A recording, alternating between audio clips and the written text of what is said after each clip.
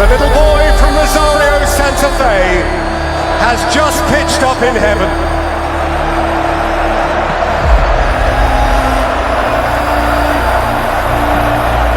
He climbs into a galaxy of his own. He has his crowning moments, and of course he is not alone.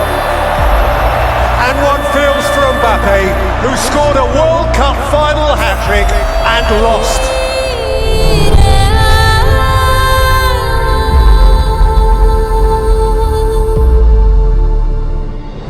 Ada sesuatu yang terasa kejam dari perjalanan Kylian Mbappe beberapa tahun terakhir. Ia menjadi pencetak gol terbanyak La Liga, lalu menutup Liga Champions dengan 15 gol, lebih banyak dari siapapun. Namun, ketika musim berakhir, Real Madrid tetap tidak membawa pulang La Liga, Copa del Rey, ataupun Liga Champions. Mbappe sudah mencetak hampir semua gol yang diminta darinya, tetapi trofi yang menjadi ukuran terbesar karirnya justru semakin jauh. Il est dans l'équipe qui n'a pas gagné et qui reste sur 2 saisons, qui reste sur des saisons blanches. Le fait qui représente un petit peu et qui symbolise l'échec du Real, c'est indéniable. C'est injuste, mais c'est indéniable. Bersama Prancis, kisahnya tidak jauh berbeda. Pada usia 19 tahun, Mbappe pernah mengangkat Piala Dunia dan merasakan kebahagiaan yang datang begitu cepat. Namun setelah malam itu, turnamen-turnamen besar justru lebih sering meninggalkan luka. Ia gagal pada penalti terakhir Euro 2020.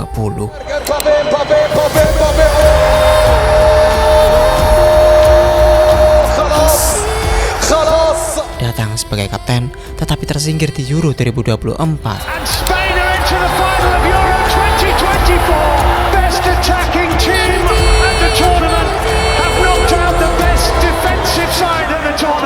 Mencetak hat-trick dalam final Piala Dunia 2022, lalu tetap melihat trofi jatuh ke tangan Argentina. Dan pada 2026, ketika Prancis datang dengan skuad yang mungkin paling menakutkan di dunia, Mbappe kembali pulang sebelum final.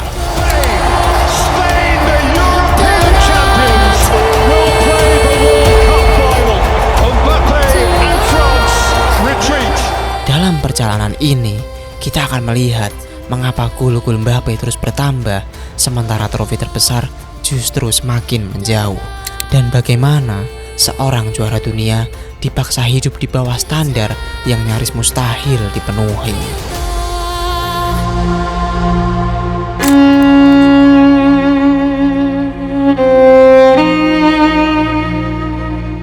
Untuk memahami mengapa semua yang dilakukan Mbappe masih terasa belum cukup, ceritanya harus kembali ke Paris. Ketika Mbappe tiba pada usia 18 tahun, kepulangannya terasa seperti awal yang sempurna. Seorang anak dari Bandi kembali ke wilayah yang membesarkannya, lalu bergabung dengan klub yang sedang mengejar mimpi terbesar dalam sejarah mereka, Liga Champions. Je suis venu au PSG pour laisser mon empreinte. Il y a une belle histoire à écrire, c'est que le début. On est là encore pour de belles années et j'espère qu'on va pouvoir faire de grandes choses ensemble. PSG sudah memiliki uang, pemain hebat, dan ambisi besar. Setelah Neymar, kedatangan Mbappe membuat mimpi itu terasa semakin lengkap. Lalu, gol-gol mulai datang. Ketika Paris kehilangan arah, bola dicari untuk Mbappe. Ketika pertandingan terkunci, semua orang menunggu satu lari dari sisi kiri yang dapat membuka jalan, dan berkali-kali ia berhasil melakukannya. Mbappe di cabeça, ele toca no meio de Holanda, devolveu Mbappe.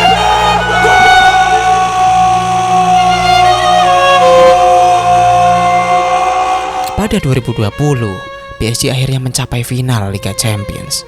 Untuk pertama kalinya, trofi yang selama bertahun-tahun diburu hanya berjarak satu pertandingan. Namun, satu sundulan Kingsley Coman memisahkan mereka dari sejarah. PSG kalah 1-0 dan trofi yang sudah terasa begitu dekat kembali lepas dari tangan mereka.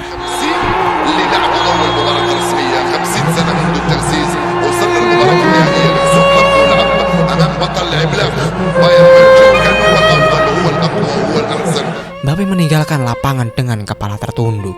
Tetapi saat itu, rasa sakit tersebut belum terasa seperti kegagalan yang akan terus menghantuinya. Usianya baru 21 tahun.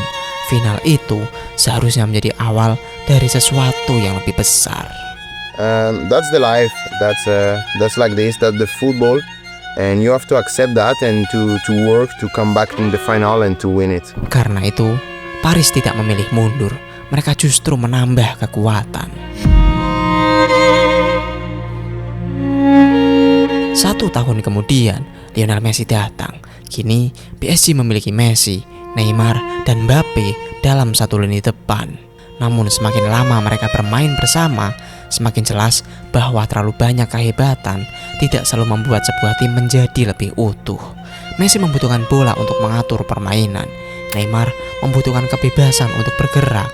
Mbappe paling berbahaya ketika berdiri lebih tinggi dan menunggu ruang terbuka. Ketika semuanya berjalan baik, mereka dapat menghancurkan siapapun. Namun ketika bola hilang, pemain lain harus berlari lebih jauh. Sementara jarak antara lini depan dan seluruh tim perlahan terbuka. That they need a team in behind to play for them. They need to share the space like before explained. Di tengah semua persoalan itu, Mbappe tetap mencetak gol. Bahkan ketika permainan Paris tidak berjalan, dirinya sering menjadi orang yang membuat mereka tetap hidup.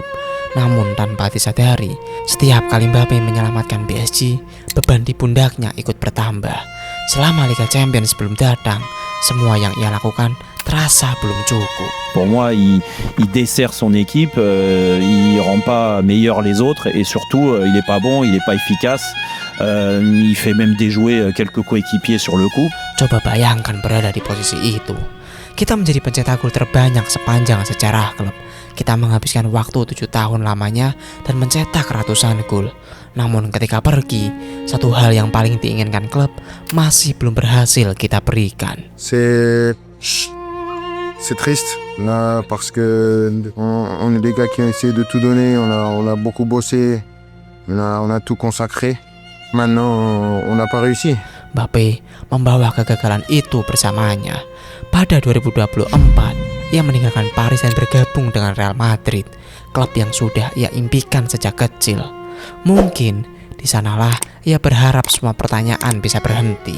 Di klub yang paling memahami cara memenangkan Liga Champions, gol-golnya seharusnya tidak berakhir sebagai sesuatu yang sia-sia. Me dicen que es el mejor del mundo, que seguro que me voy a hacer feliz aquí y que vamos a ganar mucho trofeo. Namun sepak bola menyiapkan ironi yang jauh lebih menyakitkan. Hanya 1 musim setelah Mbappe pergi, PSG akhirnya menjadi juara Eropa. Mereka mengalahkan Inter Milan 5 gol tanpa balas bersama tim yang lebih muda, lebih agresif, dan jauh lebih menyatu. Mbappe mengatakan dirinya ikut bahagia melihat Paris akhirnya menjadi juara. Dan mungkin ia memang sungguh merasakannya. Namun tetap sulit membayangkan kemenangan itu tidak menyentuh bagian yang paling dalam dari dirinya. Selama 7 tahun, Mbappe mencetak gol, membawa Paris ke final dan berkali-kali menjaga harapan mereka tetap hidup. Namun ketika trofi tersebut akhirnya datang, dirinya sudah tidak berada di sana. Yeah, for sure. You went to Real Madrid probably to win the Champions League, compete in the Champions League, and then they don't win and they don't dominate. They don't look very good this year all around. And then PSG win. Seolah satu malam itu belum cukup, Paris mengulanginya pada musim berikutnya. Kali ini jalannya tidak semudah kemenangan atas Inter. PSG harus bertahan sampai adu penalti menghadapi Arsenal. Namun pada akhirnya mereka kembali berdiri sebagai juara Eropa. 2 musim setelah Mbappe pergi, Paris telah memenangkan 2 Liga Champions secara beruntun. Tentu semua itu tidak berarti Mbappe adalah penyebab kegagalan mereka sebelumnya. PSG telah berubah. Luis Enrique membangun tim yang lebih disiplin dengan tanggung jawab yang tidak lagi bertumpu pada beberapa nama besar. Namun sepak bola tidak selalu mengingat sebuah cerita secara adil. Orang jarang membicarakan seluruh prosesnya. Mereka lebih mudah mengingat gambar akhirnya. Ketika Mbappe masih berada di Paris, PSG belum pernah menjadi juara Eropa. Tapi setelah ia pergi, mereka memenangkannya 2 kali berturut-turut. Dan dari sana, pertanyaan tentang dirinya berubah menjadi lebih menyakitkan. You were the main guy, you leave to join a team that won the Champions League and the league before you got there. You don't win the Champions League. You don't win the league. This is a team performance. I don't think they would have been as good with Mbappe in the side. I know he's an outstanding player and he's done well at scoring goals this season for Real Madrid, but you see their work rate hasn't been good enough. Apakah kebebasan yang diberikan kepada Mbappe membuat pemain lain harus bekerja terlalu keras? Apakah sebuah tim dapat benar-benar menyatu ketika satu pemain memiliki tempat sebesar itu di dalamnya? That's tricky because of course everybody can recognize the talent that he has. But I always say it's more difficult for a coach to build a team when you have a superstar. Pertanyaan itu ikut menyusul Mbappe ke Madrid. Padahal 2 musim di sana, ia sudah 2 kali menjadi top skor La Liga. 15 gol juga menjadikannya pencetak gol terbanyak Liga Champions di musim 2025-26. Namun Madrid tetap melewati 2 musim tanpa La Liga, Copa del Rey, ataupun Liga Champions. Sekali lagi, perhatian dunia tidak berhenti pada jumlah golnya. Orang membicarakan posisinya, pekerjaannya ketika Madrid kehilangan bola, hubungannya dengan pemain lain, dan kemampuannya memimpin ketika keadaan memburuk. But I would suggest, not having Bellingham chasing back fullbacks, and yesterday it was Valverde on the right side chasing back fullbacks.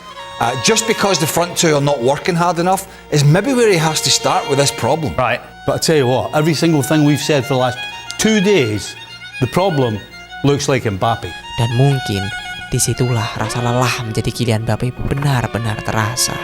Ia tidak hanya diminta mencetak gol, ia harus menghidupkan pemain lain, membantu tanpa bola, memimpin ruang ganti, mengorbankan posisi terbaiknya, lalu tetap menyelamatkan tim ketika pertandingan mulai lepas.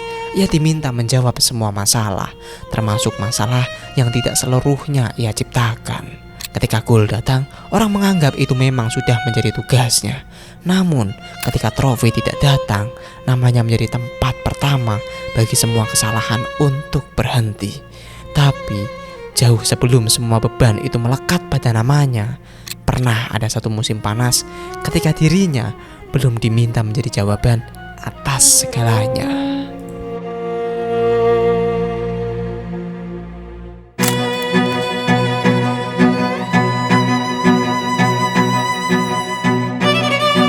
Rusia 2018. Saat itu, usianya baru 19 tahun.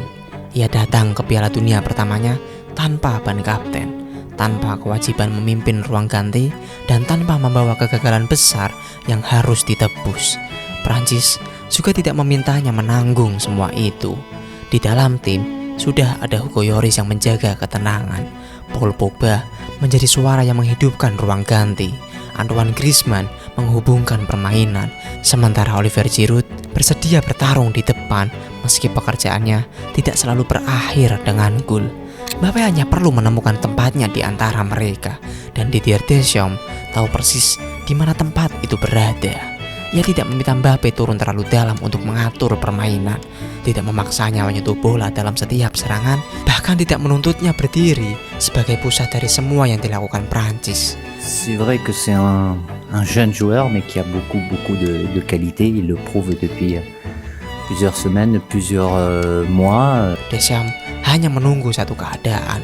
Ketika lawan mulai maju, ketika jarak di belakang pertahanan terbuka, di sanalah Mbappe dibutuhkan. Ce qui fait sa force au-delà de ses qualités qu'il a, c'est cette sérénité, cette tranquillité dans les face-à-face avec le gardien. Semua terasa begitu sederhana. Gol pertamanya di Piala Dunia datang saat menghadapi Peru. Gol sederhana itu cukup untuk menjadikannya pemain Prancis termuda yang pernah mencetak gol di turnamen tersebut. Gives France the lead, the youngest ever goal scorer at a World Cup for France. Tetapi dunia baru benar-benar memahami ancamannya beberapa hari kemudian. Di babak 16 besar, Prancis bertemu Argentina. Di seberang lapangan berdiri Lionel Messi, seorang pemain yang selama bertahun-tahun menjadi pusat perhatian dunia. Namun malam itu, sorotan perlahan berpindah kepada seorang anak berusia 19 tahun.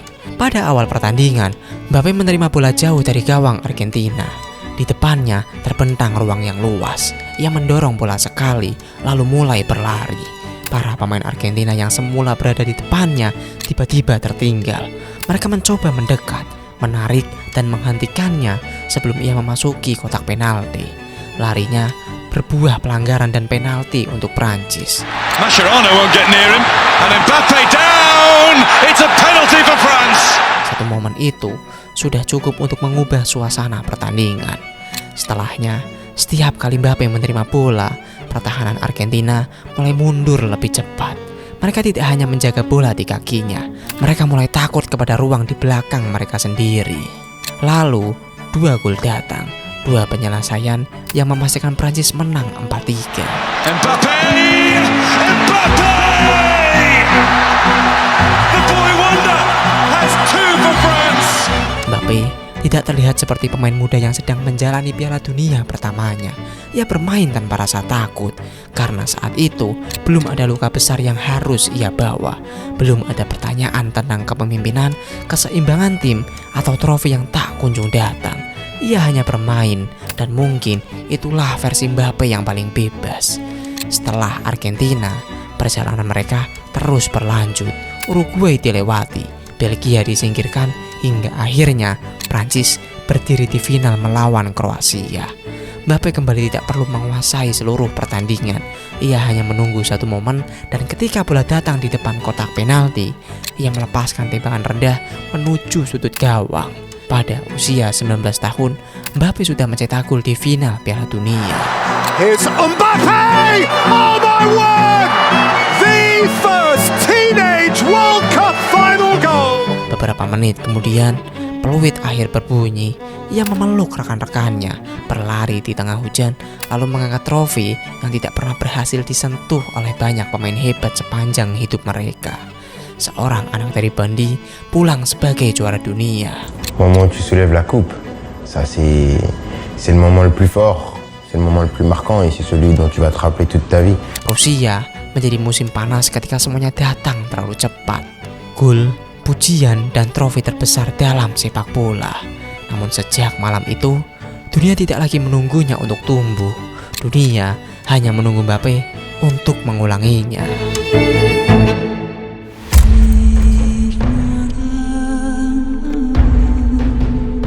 Mbappé superstar mondial. Est-ce qu'on a vécu aujourd'hui son acte de naissance là? I thought Kylian Mbappé in the knockout stage, especially proved what an incredible talent he is at only 19 years of age. Once again, I think we need to say again his age. He's only 19 years old. Setelah Rusia, Kylian Mbappé tidak lagi datang ke turnamen sebagai pemain muda yang boleh belajar dari kesalahan. Ia datang sebagai juara dunia. Setiap langkahnya membawa tuntutan yang berbeda. Dunia tidak lagi ingin melihat seberapa jauh Mbappé mampu berkembang. Mereka ingin melihat apakah ia sanggup mengulang kebahagiaan yang sudah datang terlalu cepat. Je sais pas, ou c'est moi qui est un tout petit peu trop exigeant ou qui est peut-être un petit peu... Non, mais je suis d'accord avec tout le monde. C'est quelqu'un d'hors norme, c'est quelqu'un qui m'impressionne, mais comment vous dire?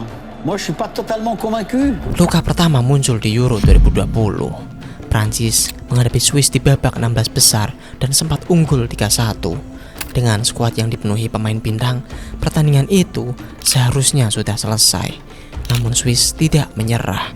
2 gol pada menit-menit akhir membawa laga menuju perpanjangan waktu, lalu adu penalti.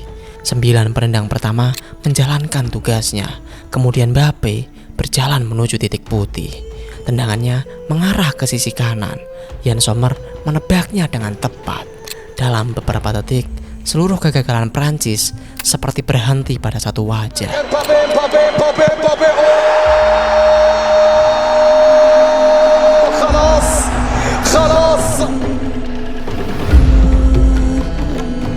Mbappe meminta maaf.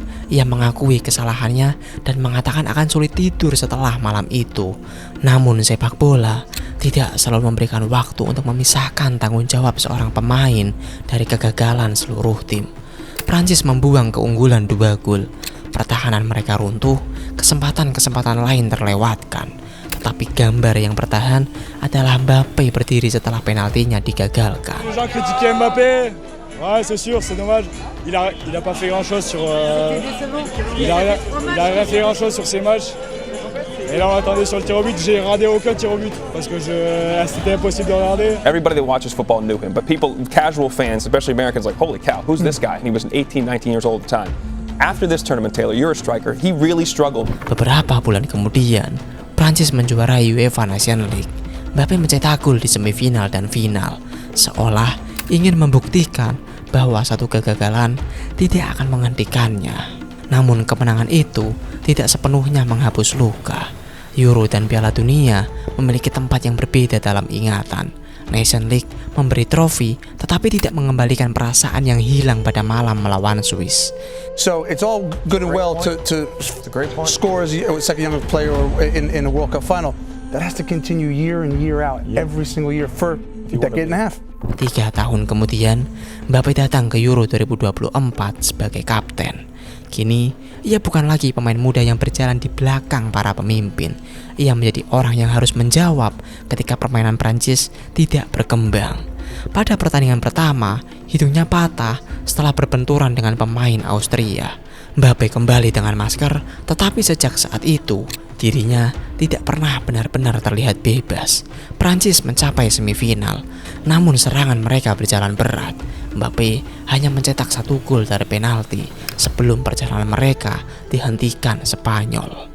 Sekali lagi, pertanyaan kembali kepadanya tentang performa, tentang kepemimpinan, tentang mengapa pemain sebesar dirinya tidak mampu membawa Prancis lebih jauh. Sur Mbappé, le gros problème c'est que déjà le plan de Didier Deschamps a toujours été ça, c'est-à-dire Mbappé plus 10 avec tout ce qui va avec, c'est-à-dire ne pas défendre, le mettre complètement libre à sa meilleure place. Namun, di antara 2 kegagalan Euro tersebut, pernah ada satu malam ketika Mbappe menjawab hampir semua tuntutan itu.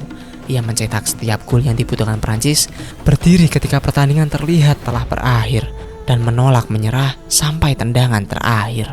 Tapi bahkan penampilan sebesar itu tetap tidak cukup untuk memberinya kemenangan.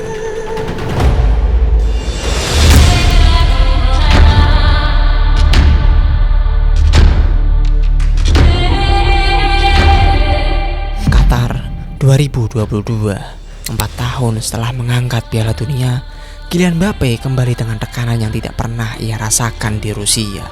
Tuntutan untuk membuktikan bahwa kebahagiaan itu bukan hanya datang sekali.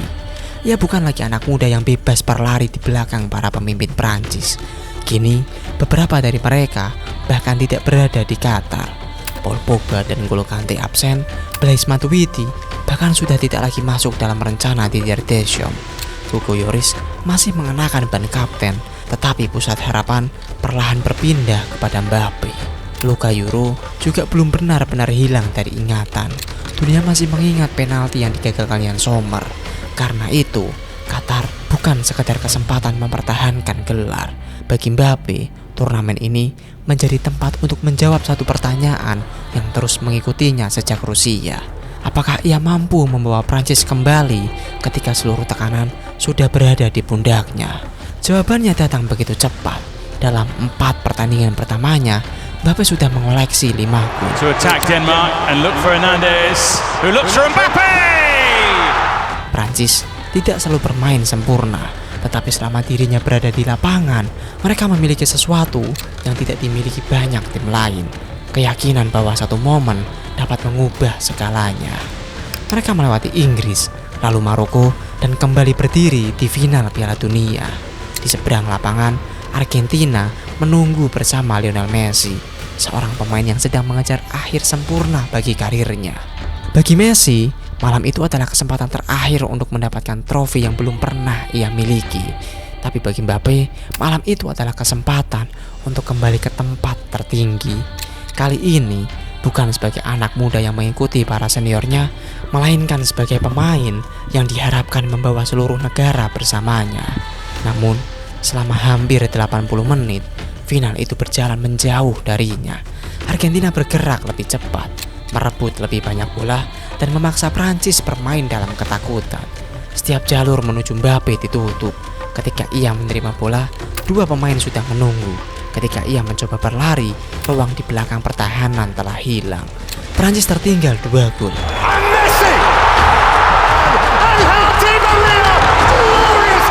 Didier Deschamps mengganti Oliver Giroud dan Ousmane Dembélé bahkan sebelum babak pertama selesai. Tactique, c'est surtout parce que je voulais que ça soit différemment et parce qu'on manquait de fraîcheur. Mbappe masih berada di lapangan, tetapi pertandingan terbesar dalam karirnya seperti berlangsung tanpa melibatkannya. Waktu terus berkurang, Messi semakin dekat dengan trofi, dan untuk pertama kalinya mungkin dunia mulai menerima bahwa malam itu bukan milik Mbappe. En 2022, il y avait beaucoup plus d'émotions. Tapi kemudian harapan itu akhirnya muncul ketika Nicolas Otamendi menjatuhkan Randal Kolo Muani di kotak penalti. Kolo Muani has got into the box. He's got a penalty. He's got a way back for France. Tidak ada pembicaraan panjang, Mbappe langsung mengambil bola. Emiliano Martinez berhasil membaca arahnya. Tangannya bahkan sempat menyentuh bola, tetapi tendangan Mbappe terlalu kuat untuk dihentikan. Mbappe. France just might. Mbappe with thrust. Kurang dari 2 menit kemudian, Mbappe memberikan bola kepada Marcus Thuram, terus bergerak lalu menyambut umpan balik dengan tendangan volley. Thuram. Mbappe. Oh wow! He is an awesome force of nature. Mbappe yang selama hampir 80 menit dijauhkan dari pertandingan, kini telah mengubah arah final hanya dengan 2 kesempatan. Namun malam itu belum selesai menguji dirinya. Ketika pertandingan berlanjut sampai babak tambahan, Messi kembali membawa Argentina unggul setelah bola melewati garis gawang. Martinez! Messi! Sekali lagi, trofi itu menjauh. Sekali lagi pula, Prancis menunggu Mbappe memberi mereka kesempatan terakhir. Kesempatan tersebut datang ketika tembakan Mbappe mengenai tangan Gonzalo Montiel. Wasit menunjuk titik penalti untuk kedua kalinya. Mbappe berdiri di titik penalti dengan kekalahan menunggu apabila dirinya gagal.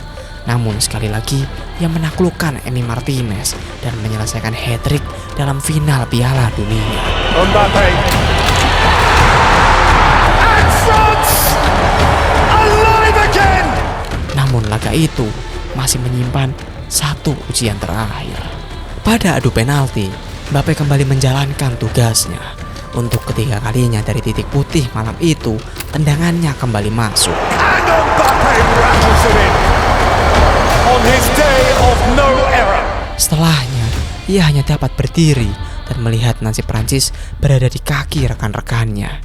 Naas, tendangan Kingsley Coman dihentikan Emi Martinez. Aurelien Tchouameni juga gagal melaksanakan tugasnya. Dan ketika Gonzalo Montiel mencetak penalti terakhir Argentina, semuanya benar-benar selesai. Montiel. Argentina, champions of the world.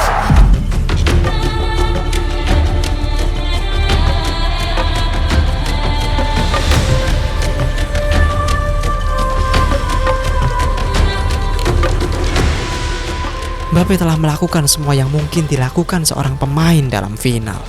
Namun sepak bola tetap tidak memberikan kendali penuh atas akhir cerita. Di tengah perayaan Argentina, Mbappe hanya menatap kosong ketika Emmanuel Macron mencoba menghiburnya. Beberapa saat kemudian, ia menerima Golden Boot sebagai pencetak gol terbanyak turnamen. Tetapi dalam perjalanan meninggalkan podium, Mbappe harus melewati trofi yang sejak awal benar-benar ia kejar. Les enfants, ils savent pas ce que représente. Voilà, faire partie d'une équipe, représenter son pays. Marquer un triplé, c'est pas important quand tu représentes ton pays. J'aurais été beaucoup plus heureux de marquer 0 but et qu'on reparte avec la coupe. Voilà, par exemple. Mais malam tersebut membuat Mbappe memahami sisi paling kejam dari sepak bola, bahwa kehebatan tidak selalu membawa seseorang menuju akhir yang pantas. Kadang-kadang seorang pemain dapat melakukan segalanya dengan benar, lalu tetap melihat kebahagiaan jatuh ke tangan orang lain. Mais c'est comme ça, il faut vivre avec ça et surtout pas l'oublier parce que voilà.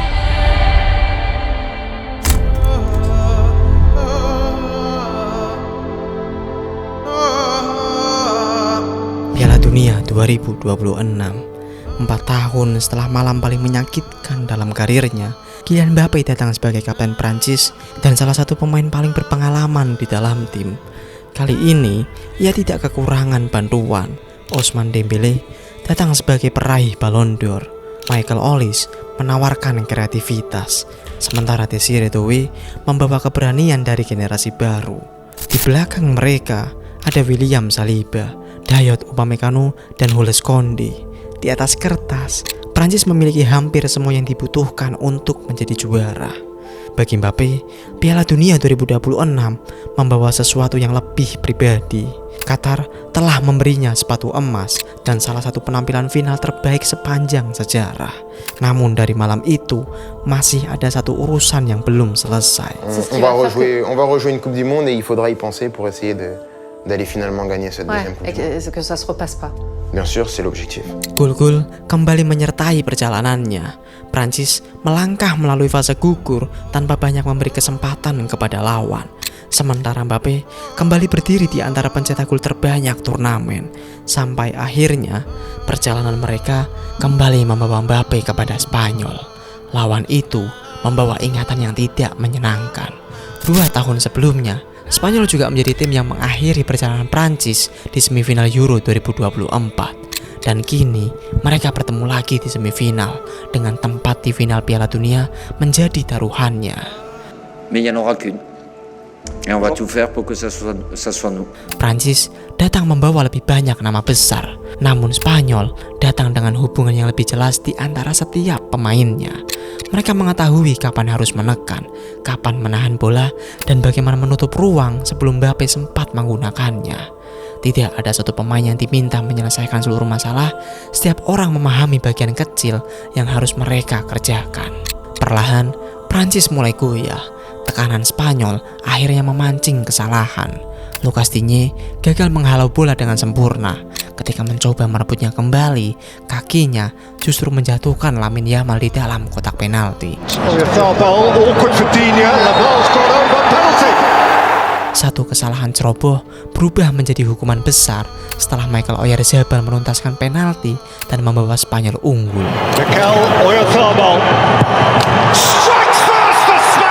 Pedro Porro kemudian mencetak gol kedua dan membuat jalan menuju final semakin jauh dari jangkauan Prancis.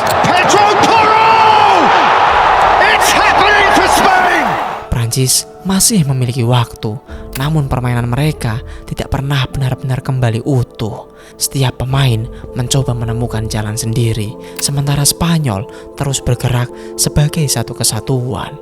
Dan ketika peluit akhir berbunyi, Mbappé kembali berdiri di tengah kekecewaan. Di Qatar, Mbappé kalah setelah melakukan hampir semua yang berada dalam kendalinya.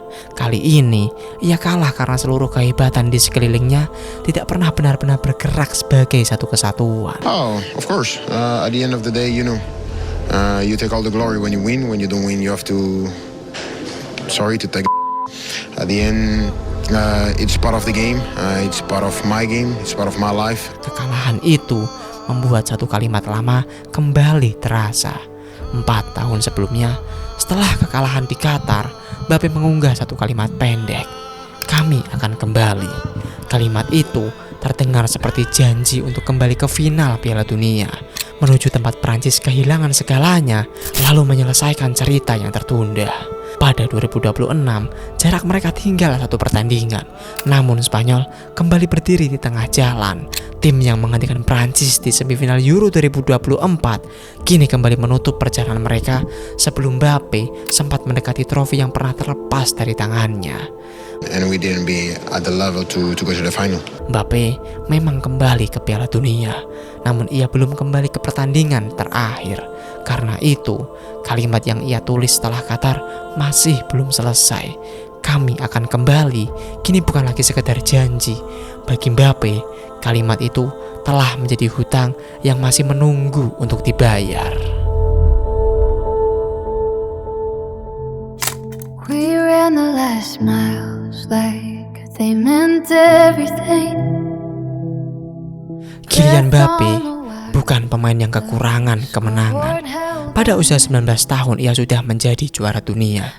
Ia membantu Prancis memenangkan Nations League, mengangkat berbagai trofi bersama PSG, memecahkan rekor gol dan menjadi pencetak gol terbanyak di sejumlah kompetisi terbesar. Di Qatar, ia bahkan mencetak hat-trick dalam final Piala Dunia dan pulang membawa sepatu emas. Bagi banyak pemain, semua itu sudah cukup untuk dikenang sebagai karir yang luar biasa. Namun Mbappe mencapai puncak terlalu cepat. Setelah dunia melihatnya mengangkat Piala Dunia ketika masih sangat muda, setiap gol berikutnya tidak lagi dipandang sebagai kejutan. Semua berubah menjadi tuntutan. Di Paris, ratusan golnya tetap dibayangi Liga Champions yang gagal dimenangkan. Di Madrid, ketajamannya belum membawa trofi terbesar yang diharapkan. Bersama Prancis, ia terus berdiri di dekat panggung terakhir, tetapi lebih sering pulang membawa luka. Namun kegagalan-kegagalan itu tidak seluruhnya menjadi miliknya. Sepak bola tidak pernah dimenangkan oleh satu pemain saja. Mbappe dapat mencetak gol, memikul tekanan, dan berdiri ketika timnya jatuh. Tetapi tetap ada bagian dari pertandingan yang tidak dapat ia kendalikan sendirian. Karena itu, kisah ini bukan tentang seorang pemain yang belum cukup hebat. Ini adalah kisah tentang seorang pemain hebat yang terus hidup di bawah ukuran yang hampir mustahil dipenuhi. Janji untuk kembali ke final masih menjadi hutang yang belum lunas. Namun perjalanan Mbappe juga belum selesai. Mungkin suatu hari semua gol, luka, dan kegagalan itu akan membawanya kembali menuju trofi yang selama ini ia kejar. Atau mungkin sepak bola akan terus mengajarinya bahwa memberikan segalanya tidak selalu menjamin akhir yang kita inginkan. Yang pasti, Kylian Mbappe masih berlari, dan selama ia belum berhenti, ceritanya belum selesai.